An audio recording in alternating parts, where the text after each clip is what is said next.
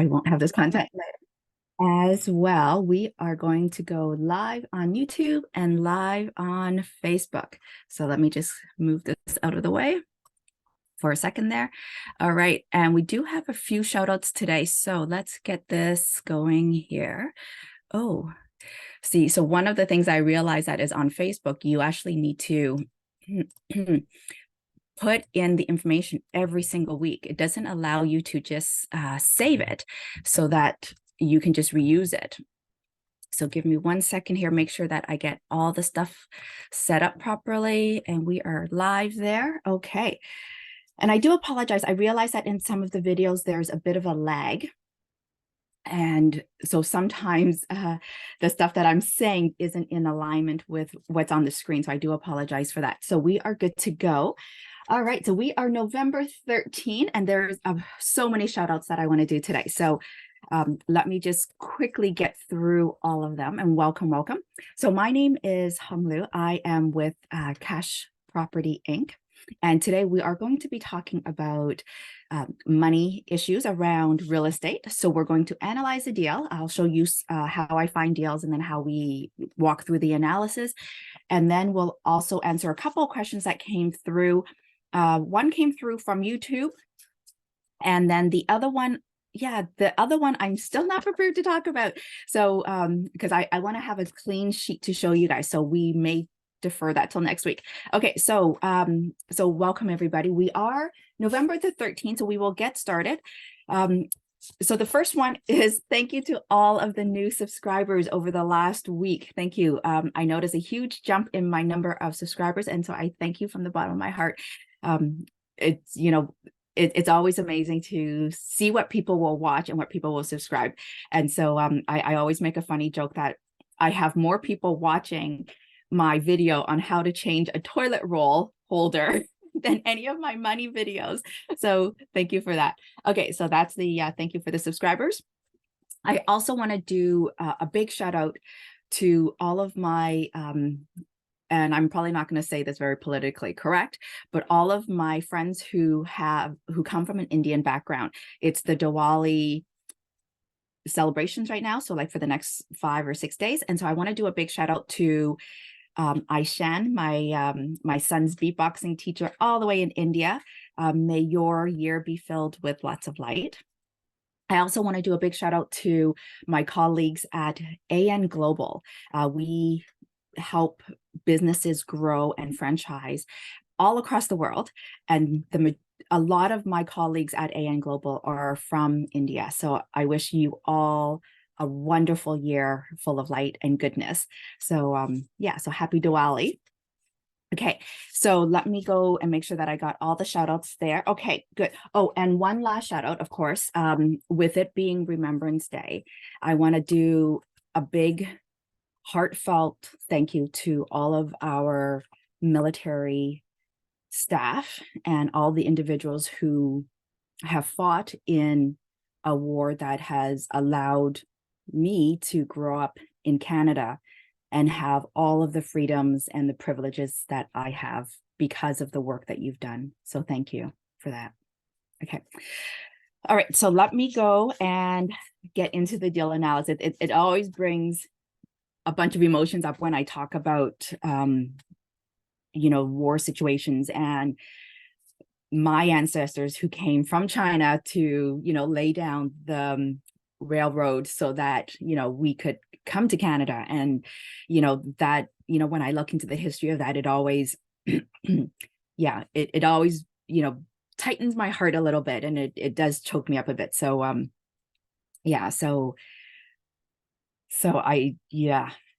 okay, so let's keep going here. Okay, so let me just put a disclaimer out there. So we are going to be talking about real estate and money. And so, of course, with that, before you take any of the suggestions and the advice that I give out on this channel, please go talk to another real estate investor, talk to your financial advisor and your lawyers, accountants, all of those other professionals that may help you to evaluate whether or not the ideas and suggestions that I'm throwing out there is a good fit for you. Now, I'm also going to throw in a secondary disclaimer because it came to, I had a very interesting conversation over the weekend with a financial advisor, and we were talking about, real estate. And I mentioned to him that, I only work with accredited investors. Like I'm looking at, starting a fund to help families get into their own homes. And so I can only work with accredited investors. And this financial advisor said, Hung, what are accredited investors? And I just threw up my hand because I'm just like, if you're in the financial world and if you're giving advice to people, you should know what an accredited investor is. So a secondary disclaimer there is just make sure you're talking to people who actually know what they're talking about. Okay, so let's get into a deal. Okay, so let me bring up my deal analysis sheet. Okay, and then we will also go into looking at, what do you call it? How to find a property. So where is my Google here? I've lost my Google. Okay, and I'm a huge fan of Google because that's the platform that I use. I don't use the other ones. I find that the Google University has got everything that we really need. Okay, so I'm bringing up realtor.ca. Okay, so let me bring that over here on this side. So realtor.ca is one of the platforms that I use. It's not the only one, but it's definitely a good platform to use. The share screen. Okay, so let me share my realtor screen here. Okay, so this is the realtor.ca. So let's see. So we've looked at Saskatchewan, we've looked at BC and Ontario. So every couple of weeks, I like to go back into an area that I've been looking at and just seeing what else is out there. Okay, so right now, I'm looking at secondary and tertiary markets because primary markets are so like we're still at the high end of the price scale. So let's go into a secondary market. So, I still do Ontario because I grew up in Toronto. And so that's what I'm, still focusing on. And I've got a good team in Ontario that I can use. So let's go into Ontario. And we're going to look for motivated sellers. So I'm going to bring up my filters here. So let's do motivated. Okay. Motivated. And we're going to do property type. We're going to do multifamily. Okay, first sale, and it's going to be ownership. So it needs to be freehold. Okay, and number of units, it's going to be 4 or more. Okay, so the reason for the 4 or more is that I want to be able to qualify for the CMHC mortgage. Freehold is because if you're buying a bunch of condos and stuff, it's not going to work, right? Because there's going to be a bunch of condo fees. Now, the other strategy is buying condos and like a building with a bunch of condos and then selling off those condo units. That's a different strategy. It's been very successful for a few a few investors that I know. There's a couple of properties in Vancouver actually that are structured that way, where you buy the building, it's already separated into stratas. Okay, and so then you buy the whole entity and then you sell off portions of it. So that can be very like a very good strategy if that's what you want to do. Okay, so multifamily. Okay, so good. So we're going to do search, and right now it's showing all of Canada, but we want to zoom into Ontario. Okay, so there is nothing. Okay, or did I spell motivated wrong? Okay, no, I got that right. So what I'm going to do is I'm going to get rid of this freehold, and I'm going to get rid of this any, and let's see if anything comes up. Multifamily. Okay, did it refresh? Okay, so there's a few there. Okay, so I want to go into, what is this one here? I think I might have looked at some of these ones. Okay, so Iroquois Falls. Okay, so let's go into that one there.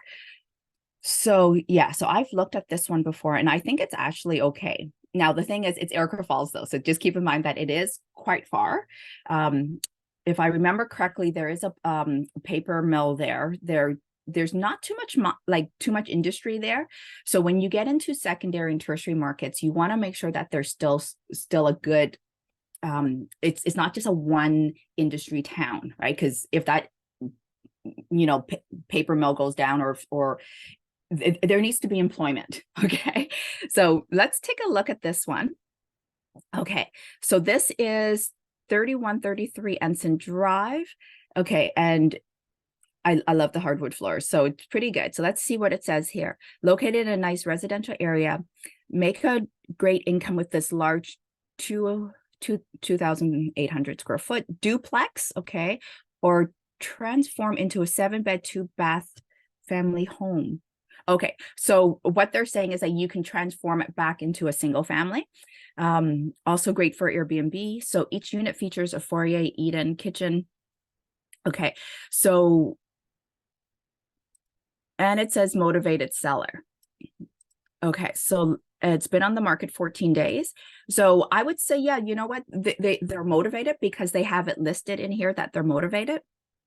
Okay, but at the same time, 14 days isn't very long to be on the market.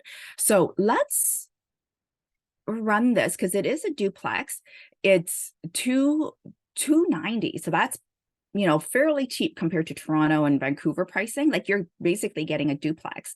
And the other thing is that in Ontario, they've recently passed a new bill that allows you to put like a third unit on the property with supposedly minimum approvals and stuff like that. Okay, so you have to read that bill and get a better understanding of it as well. If you're thinking, okay, it's a duplex, and so you can rent that out. This would be great for somebody who's already in Niagara Falls that may want to, do short-term rentals, or just grow the portfolio. But you need to be there or have a good team locally to manage this. Okay, so let's run the numbers on this one and see if we can figure out how this works. So it's a duplex. So okay, so let me get multiple screens going here so that you can see this together here. Actually, you know what? We actually don't need to see both screens there. Okay, so let me reshare the screen and you can see the Excel sheet. So I'm going to do a new share and you're going to see the Excel sheet. There we go. Okay, so this is the Excel sheet that I like to use. So I'm going to just put the listing on my other screen so that I can navigate properly here. Okay, so I'm going to put the address up here. Okay, so in terms of this one, I'm just going to put down Niagara Falls, Ontario. Okay, so asking price, so 290. Ooh. Okay, so buying price, I would leave it at that number, but then I'm also going to say times 90%, because if they're motivated, you should be able to negotiate down a little bit. It does look like a bit of an older home, so I would leave the 50K as a good starting point for renovations. So we're going to go, it's a duplex, they said. So I'm going to leave it as 1250. Okay, and I'm going to go 1250 on the second one. I don't know if that is a reasonable number or not. Okay, I'm just going with that number just for now. Why is this one? Okay. Okay, so I'm going to get rid of these notes here, make my way down. So this, if you can, okay, so there's a rule in real estate. It's the 1% rule. Basically, the 1% rule is that if you can get to the total rents to be 1% of your purchase price. So this is very, very close to that 1% rule. Okay, so now you'd have to do rent board or check other platforms to find out what the rents are up in that area. Okay, it may make sense to actually see if you can convert this duplex into a fourplex, because now you're splitting the risk from 2 units across 4, right? And so you could potentially make a little bit more money and reduce your risk in terms of vacancies if you're able to split into 4 units. Okay, so on here, I'm going to get this going here. So what I like to do is on the side, I like to talk about what my exit strategies are, okay, and what ideas, right? So ideas here. So one would be to convert to a fourplex. Ooh, convert to fourplex. Okay. So then, okay, so the price per suite, oh, it's it's pulling some number randomly over there. So I'm going to go there, and this is divided by the sum of these two numbers here. Oh, okay, why is that? Oh, I see. Okay, so we need the sum, the word sum in there. Okay, so each unit with the renovation cost roughly is going to be 155. Okay, so now that's a little bit pricey, like the cost per door. So I would say, you know, because for 155, you could buy in a secondary market, right? Now you're not going to, the thing to consider here is that this is a single family home that's been converted to a duplex. If you get into a multifamily like that has 10 plus doors, then you're looking down maybe at 130, 120, you know, cost per door, right? Because you're spreading it across more doors. So 155 is low per door compared to Toronto and Vancouver, but because you're in, I would almost say like a tertiary market, 155 is really high for this type of market. Okay, so now let's just go down and look at the expenses here. So this, because you're going to be renting the whole thing out, I would actually say that you would have no hydro, no utilities, because your tenants are going to be paying for that, right? So you're going to do that. The taxes are not that high. It shouldn't be that high. Let me just see on the listing if they listed anything for taxes. Yeah, so the annual taxes is $2,738. So I'm going to put that in there. The insurance would probably be closer to the 3,000. Okay, property management. So if you live there, you wouldn't have this property management, but I would highly suggest that you still leave it in there. Okay, repairs 5, vacancy 8, others 5%. So the 5% other is for snow shoveling. Okay, in Erica Falls, there's definitely snow there. Okay, CapEx is like the roof, you still have to pay for a furnace, all that stuff. Okay, so then you go down here, so 20% down. Okay, so 52,000. Okay, so this is very manageable in terms of down payment. Then you go to your balance, your 6%. Okay, so here you are cash flowing $70 a month or $35 per unit. Okay, so it's okay. Okay, so if you can get one, the purchase price down, the rent's up, or the expenses down, okay, then that will affect your cash flow or your profit per door. Okay, so usually when I look at something like this, I want it to be at least $100 a door.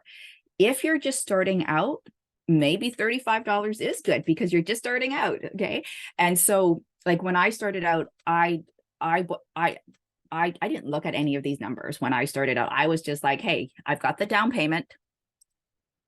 I can handle the monthly mortgage. That was good enough for me, right? Because I didn't understand. I didn't know this thing about cash flow. I didn't know about the profit per door. I didn't know about, you know, cost per door. I didn't know any of that stuff. Okay. So this is how I would do it. And then, so now that you know that it is a positive number, okay, you can go put the offer in, go through your due diligence, figure out, okay, how much money do I actually need to fix it, right? Is this $50,000 good? Run your due diligence and find out, hey, you know what? Can I actually rent this out for more than $1,250 a unit, right? Because it's sides. Can I add in the third unit? Okay, and maybe make, you know, even $800 in the back, right? Can you subdivide the property? Okay, and the reason why I say subdivide the property is that there's two numbers here. Like this address is 3133. So if you can subdivide, so I'm going to just put here subdivide. Okay, if you can subdivide, that means on each side it's one house already. And if you can use that new bill that came in, then you could put 2 units on each side. So that means it's a total of 6 units, not just 4. Okay. So you want to sort of project that, and you can put that in your offer, saying that your offer is based on you being able to get the approval to put 6 units, or that you can subdivide the property, okay, as a condition. Okay, so that's good. So let's stop the share on that. Okay, good. We stopped the share on that. I'm going to make sure that I save that because I always like to save all of my analysis. Okay, so we're going to go there and we will save it. Yep, went backwards there. So which one is this one? This one's 3133 Ensign. Oh, I spelled that wrong. That's okay. So now let's go back into Realtor. Hopefully I didn't close that one down. Okay, here we go. So here's Realtor, and we will do the share. And let's see if we can find another property that is worth sharing. Okay. And I want to just point out too that, you know, a lot of times people say, Huong, you know what, in this environment, we can't find positive cash flowing properties. Okay. So if you are looking for positive cash flow, the property we just looked at was positive cash flowing. Okay. So you can't say there's no such thing as positive cash flowing properties. The other thing too is that you also want to know what strategy you're going for. Okay. Because if you make high income from another, like from your 9 to 5, or the cash flow isn't a big deal for you, then you may want a negative cash flowing property to balance out your taxes on some of the other stuff. Okay, so this is where you need to go and you talk to an accountant to make sure that it's a good strategy for you. Okay, so let's look in Calgary here. There's something in Calgary here. Okay, let me see this one here. Okay, I am sharing my screen, so you guys should see this. Okay, so this is, what is this here? Okay. So $900,000. So a little bit, oh, look at this. Oh, okay, so this is very interesting. Okay, so the description here says back in market due to financing. So that means that somebody else had already put this under contract and had the condition of financing and then could not get approved for financing. Okay, so we're seeing that very common right now because the interest rates are so high.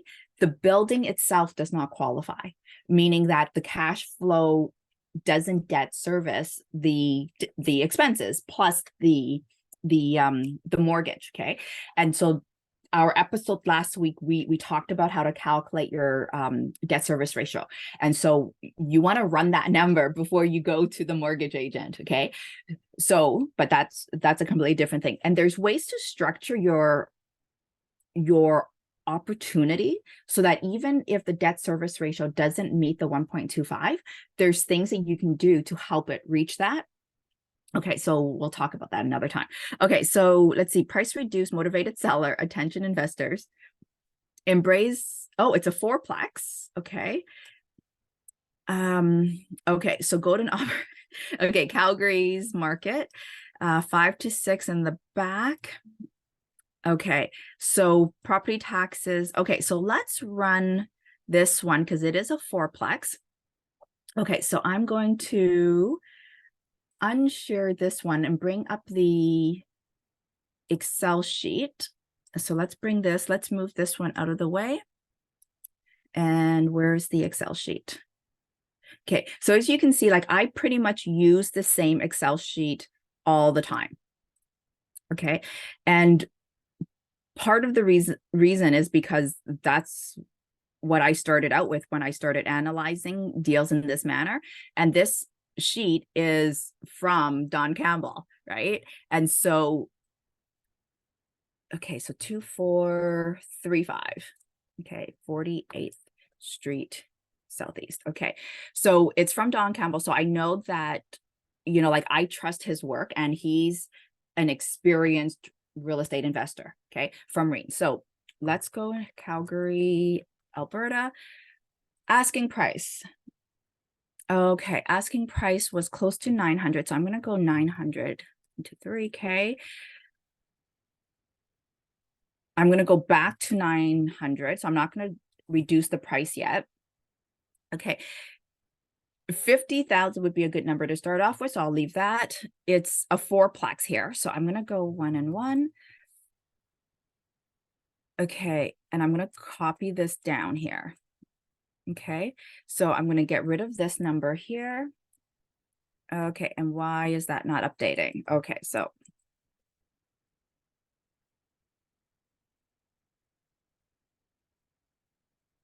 okay, so $5,000 roughly. So 1,250 is low for this Calgary area. So I'm just going to leave it as actually, you know what? Let's go 1,500. Let's just, since I know that it's already low, it's better to have some realistic numbers there. We could potentially probably go up to 18. Okay.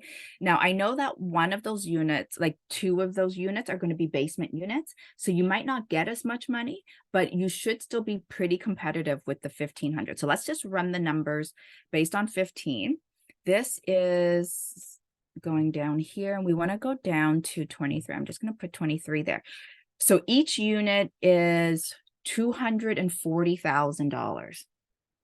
Okay, so as you can see, like compared to that Erica Falls one in Ontario, this one is double the price, but you're in a primary location. Okay, so that's why the cost per door is an important number to understand, because it gives you a quick way to to analyze or to determine if that property is a good one to keep looking at. Okay, so let's keep going here. So the hydro is going to be the same thing. You're going to the tenants are going to pay for that.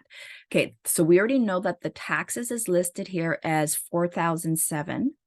So let's go here, 4,770.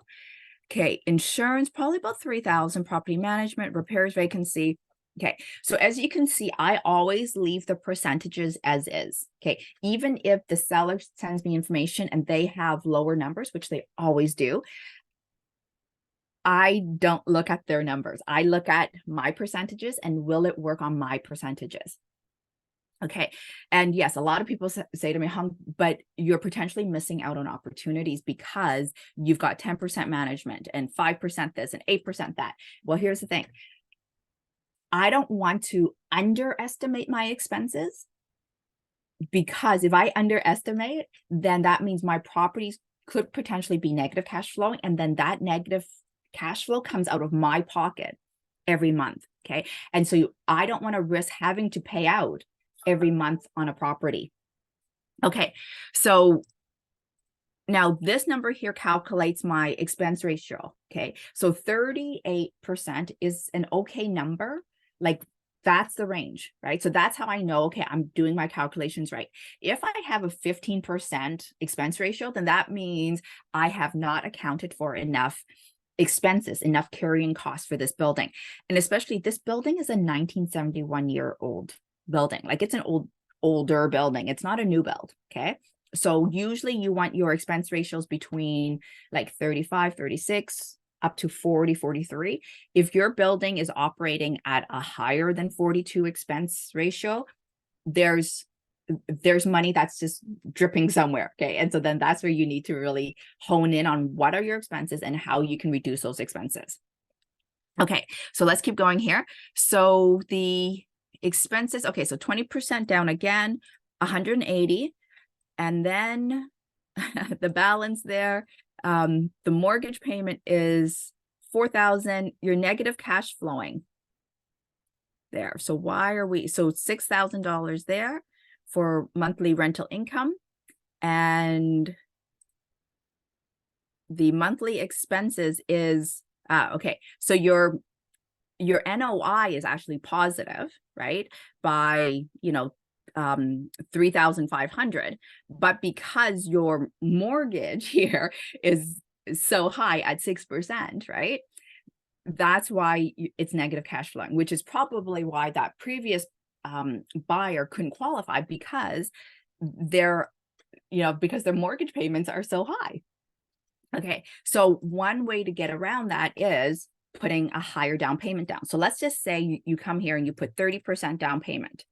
Okay, so now you're tying up another $100,000. So then that's where you need to think, okay, well, this $100,000, can I do something else with it that would give me a higher return, right? Because once you put that money in, then you can't access it out for at least another 3 to 5 years. Okay, now you could set up a GPLP on this, and so you put in half, you bring in an LP partner, they put in half, and then you guys split everything. Okay, but you still want this to be positive, like even break even at the worst case, right? So let's just say this is 35%. Okay, so you would need roughly about 32% to just break even at a 6% mortgage rate. Okay, now also keep in mind this, we're assuming, let's see, so in our formula we have it as 360. Okay, so when you go with CMHC, okay, you could potentially get a longer amortization than 360. Okay, and so you want to maybe run this number saying, okay, well, if I got a longer amortization, what would my debt service ratio be? Okay, because then that's going to play into it. Okay, so yeah, so that's actually an important thing to factor in, because I always run my numbers at a 3 with an amortization of 360, because I want to be able to compare one property to another property to another property. So comparing apples to apples, right? Like if this one property is at 360 and then the other building is at a 400 amortization, it's not comparing apples to apples at that point, right? Okay, so we are, let me make sure I don't mess up that one. Okay, so let me unshare and we will now go into a couple of questions. All right, so that was the 2 analysis that we did today. Okay, so as you can see, there's ways to, work with the numbers to adjust and look at an opportunity, because it's not just the numbers that you put in, right? Because you want to look at, well, can I reduce the purchase price? Can I increase income or decrease expenses? Or can I do something else with the mortgage portion? Okay, so let me see here. So we did have some questions. Let me just, okay, give me 1 second here. Okay, so we are going to push out the GPLP calculation till next time, because I'm just looking at the time and we've got like maybe another 5 minutes, 10 minutes. Okay, so let me answer this question. This question came through from Mel. It was one of the questions following a YouTube short video. And his question was, how do I, okay. So his question was, Huong, can you explain how you qualify borrowers? Okay, so I'm going to, in the chat, put in a link to some other videos that I have on how I qualify individuals for my, what do you call it? Private lending. Now, how do I even share that? Let me see here. Oh, here we go. Okay, so it is in the YouTube link. Okay, so there we go. So it's in the YouTube live, and then in the Facebook live, and then I will make sure that it gets into the YouTube comments afterwards. Okay, so I have a whole process, okay, on how I qualify my borrowers. Okay, so part of my process is laid out in the academy, which you can get access to. So I try to automate as much of that qualification process as I can. I also have a phone call and or Zoom call with people, because I find that once I have the phone call or the Zoom call with them, it doesn't matter how they fill out the questionnaire. There's certain things that will come up in the conversation that I'm just like, no, there's no way I'm ever lending to this person on this project right now. Okay. So one of the things that I do is I do not lend money out to mom and pops. So meaning non-investors. Um, these I only lend out to other fellow investors. So these are individuals who are maybe looking for a chunk of money to do a flip, like to do a renovation, and then their plan is to flip it. Or, it's to have some funds to give them time to go and raise more funds from LPs. Okay. So the stuff that I do is very short term, like 6 months to a year at the most. Right. So the terms are really important in terms of what rates do I get? So what's the profit I'm going to make on that money? And the term, meaning, is it 6 months, a year, 5 years? So I had one borrower who came to me and said, Hung, I've got this fantastic property and I've got a great deal for you. Can you lend me? And I think he was only asking like 250, 300,000. And he wanted me to agree to lend him that money year over year for 5 years. Okay. And for me, 5 years was way too long to lock in my money with somebody on and it wasn't just it was to be on one property, but he wanted that 5 years because then he could take that money and roll it into another building and roll it into another building. Okay. So he met the criteria that he was an investor. He was willing to meet me at my terms in terms of the interest rate that I would charge. Okay. But he wanted it for 5 years. Okay. And for me, 5 years, nah, there was no way. It basically, like, I had to renew with him for a period of 5 years, which I was not willing to do. Okay. So now when I talk about mom and pops, I don't do mom and pops who want to consolidate debt. So they're leveraging their home to take that money that I would potentially lend to them, and they're going to go and pay off their credit cards or pay off their car loans or something, right? So that I will not do, right? Because it's just consumer debt. It's bad money management. Okay.